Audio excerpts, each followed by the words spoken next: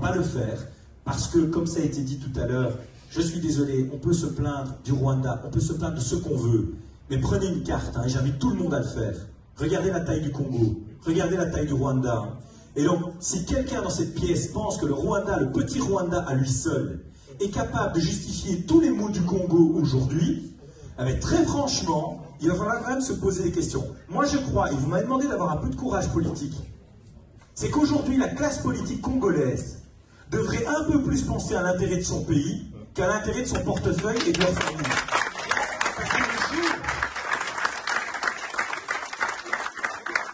Toute la classe politique congolaise, et tout à l'heure je prenais la comparaison avec Napoléon qu'on peut détester. Moi j'aime beaucoup parce que si vous regardez la place qu'il a eue dans le développement de la France, sans lui, la France ne serait pas la France aujourd'hui. Il y a des personnages comme ça, qui à un moment donné permettent à un pays de se déployer. Je pense qu'aujourd'hui, le Congo n'a pas encore trouvé son personnage. Ça c'est vrai. Et c'est ça qui justifie que le voisin peut faire ce qu'il fait. Ça ne justifie rien du tout. Est-ce qu'il y a crime? Ça ne justifie rien du tout. Ce que je veux vous dire, est-ce qu'il y a crime ou pas? Ce que je veux vous dire par là, je veux vous dire par là. Je suis d'accord avec vous, mais je vous pose une question. Oui. Le politique congolais est coupable, on est d'accord, ok? Ils sont pas là et je vous promets, face à eux, je dis la même chose. Mais Kagame n'est pas là non plus, non, donc j'ai pas plus à condamner l'un que l'autre. Mais non, vous, je pose la question à vous. Est-ce que pour vous, en tant que politicien, vous trouvez que ce que le régime de Paul Kagame fait est condamnable ou pas? C'est tout. Je vais être très très clair avec vous. Oui. Je vais être très très clair avec vous. En deux temps, je vais vous répondre. Le premier temps, c'est que moi, ce qui m'a toujours fasciné, depuis que je suis gamin, c'est que les gens pensent que le président des États-Unis doit penser aux intérêts du monde. Ah, voilà. Et en fait, les gens tombent toujours des nues, et vous allez comprendre pourquoi je vous dis ça. Les gens tombent toujours des nues quand le président des États-Unis ne pense qu'à l'intérêt des États-Unis. Je vais vous dire, hein, quand il fait ça, il fait bien son boulot. Et donc, en tant que politique belge, moi, j'aurais plein de choses à dire sur plein d'autres pays.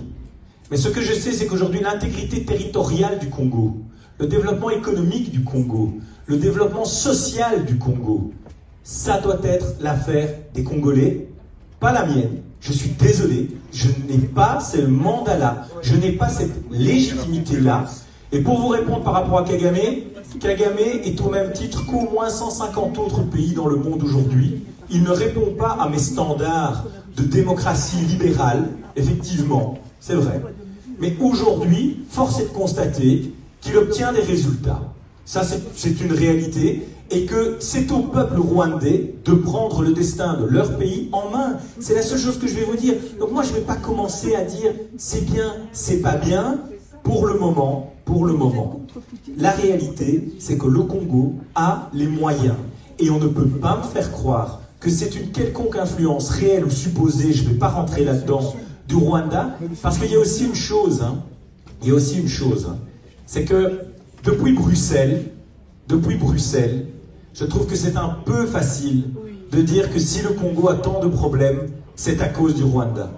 Je pense très franchement que tous ceux qui veulent faire prospérer le Congo aujourd'hui, que ce soit depuis la Belgique ou au sein du Congo, ont les moyens, l'intelligence et les ressources pour pouvoir le faire. Donc encore une fois, il faut quitter la position victimaire.